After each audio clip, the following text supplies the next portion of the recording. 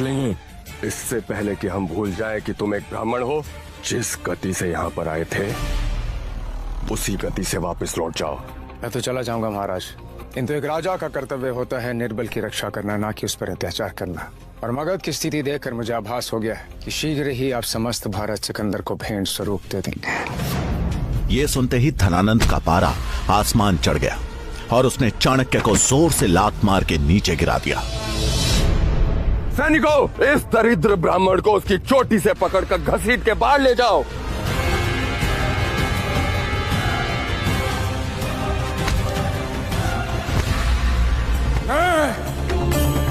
चाणक्य पुत्र चाणक्य, तक्षशिला का आचार्य, धरती और आकाश समेत 10 दिशाओं को साक्षी मानकर आज ये प्रण लेता हूं, जब तक तेरे और तेरे नंद वंश का समूल नाश नहीं कर देता, जब तक इस राज सिंहासन पे किसी योग्य राजा को नहीं बिठा देता, मैं अपनी शिखा नहीं बांधूंगा। आचार्य चाणक्य की यह प्रतिज्ञा नंद वंश के विनाश और अखंड भारत के निर्माण की घोषणा थी, जिसे सुन सब सन्न रह गए और चाणक्य बिना पीछे मुड़े वहां से निकल गए। सैनिकों, यदि ये ब्राह्मण भविष्य में इस राज्य के आसपास कहीं भी नजर आए तो इसका सर धड़ से अलग कर कर बीच बाजार में लटका दिया जाए। धनानंद से मिले अपमान के बाद चाणक्य ने उसी दिन मगध छोड़ दिया और अब आचार्य चाणक्य के जीवन का एक ही लक्ष्य था, एक ऐसे राजा को चुनना जो धनानंद की राजगद्दी छीन सके।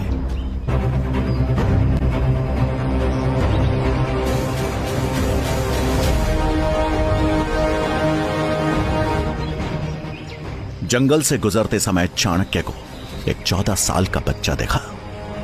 मैली धोती पहने और कमर में गुलेल लटकाए ये बच्चा चीते की तरह घात लगाए आगे बढ़ रहा था।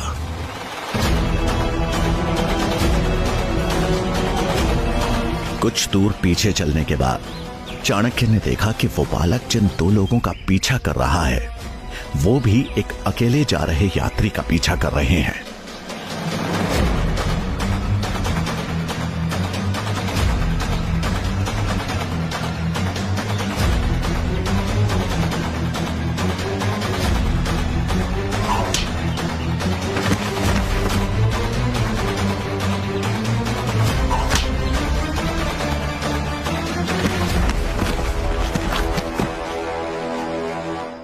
आप ठीक तो है? आपको चोट तो नहीं आई? तुमने आज मुझे सही समय पे बचा लिया, नहीं तो ये लोग तो मेरी जान ही ले लेते। अरे नहीं, ये लोग आपकी जान नहीं लेते, केवल आपको लूटकर यहाँ से चले जाते हैं। परंतु अब आप सुरक्षित हैं, आप यहाँ से जा सकते हैं। धन्यवाद।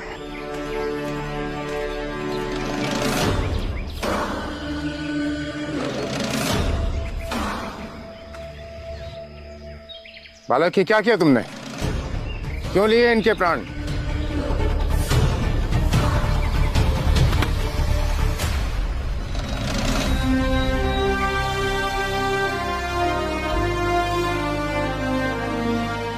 ये दोनों लुटेरे हैं और अक्सर चाकू की नोक पे यात्रियों को लूट लेते हैं।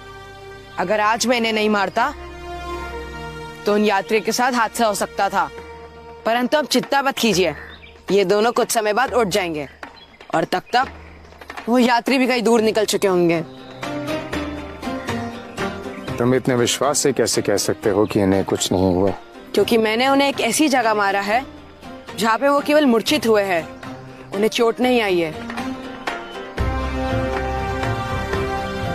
ये दोनों भी अपनी परिस्थितियों से विवश है, परंतु इसका मतलब ये तो नहीं कि चोरी करे।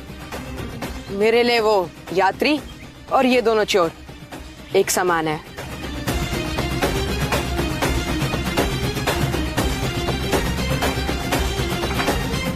नाम क्या है तुम्हारा? चंद्रगुप्त।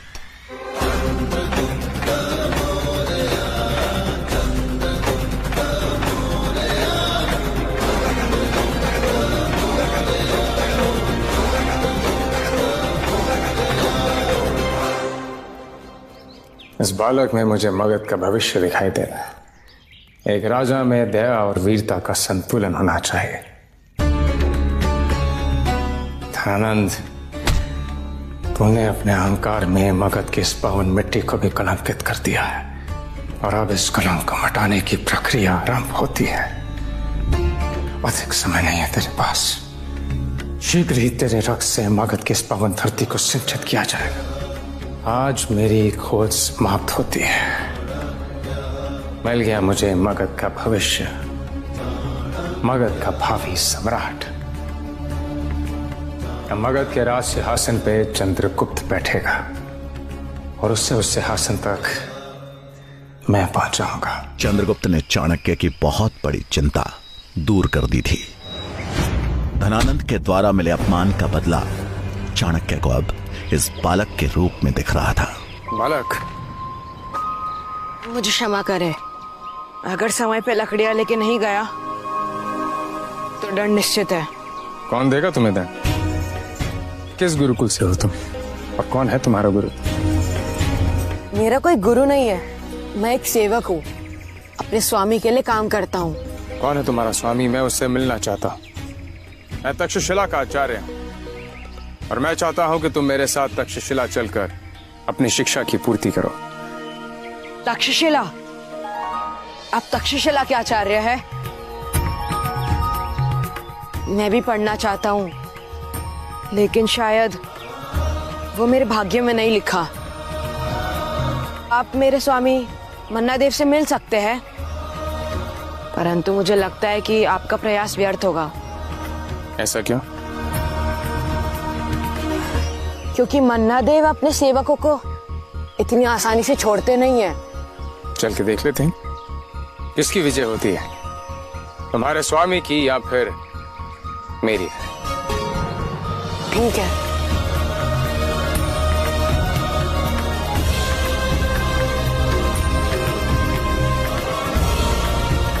कुछ ही समय में दोनों जंगल के किनारे पर बसे एक छोटे से गांव में पहुंचे। मन्ना के पास चंद्रगुप्त जैसे सैकड़ों सेवक थे, जिनसे वो अपना काम तो करवाता ही था और सही दाम मिलने पर उन्हें बेच भी देता था। जब चंद्रगुप्त चाणक्य को लेकर मन्ना के पास पहुंचा तो उसका गुस्सा फूट पड़ा। पूरा दिन निकल गया, वही मात्र इतनी सी लकड़ियों के लिए। अब कल तुम इसकी 5 गुना लकड़ियां लेकर के आओगे, तभी भोजन को हाथ लगाना। यह सुन चाणक्य समझ गए कि यह मन्ना धनानंद जितना ही क्रूर और निर्दयी है। इससे क्यों दंड दे रहे हो तुम? ये दंड का नहीं, पुरस्कार का अधिकारी है। इस सब में इसका कोई दोष नहीं। अभी अभी इसने एक यात्री के प्राणों की रक्षा की है। आपके यात्री की जान तो बच गई श्रीमान, परंतु मेरा तो नुकसान हुआ ना। कर दीजिए मेरे नुकसान की भरपाई, चुका दीजिए मेरा उचित मूल्य। मैं इस बालक को भोजन दे दूंगा, तब तक इस बालक को भोजन नहीं मिलेगा। मान्यवर, मैं तक्षशिला का आचार्य चाणक्य हूं और मूल्य आपको अवश्य मिलेगा, किंतु उससे पूर्व आपको इस बालक को मुक्त करके मुझे सौंपना होगा और फिर उचित समय आने पर मैं आपको आपकी आशा से अधिक धनवान बना दूंगा। ये मेरा वचन है। सुना आपने? हे आचार्य, मुझे धनवान बनाएगा। व्यापारी हूं श्रीमान, इसलिए आप मुझे सपने ना ही दिखाई तो बेहतर होगा। आप मेरा उचित मूल्य ला करके मुझे दें। मैं ये बालक तो क्या, मैं इससे भी अच्छा सेवक ला करके दूंगा तुम्हें।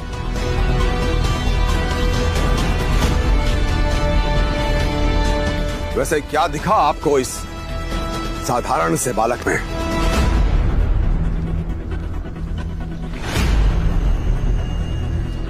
मगध का भविष्य, मगध का सम्राट। ये बालक मगध का सम्राट तुम्हें कहां से लगता? कदापि नहीं बन सकता ये।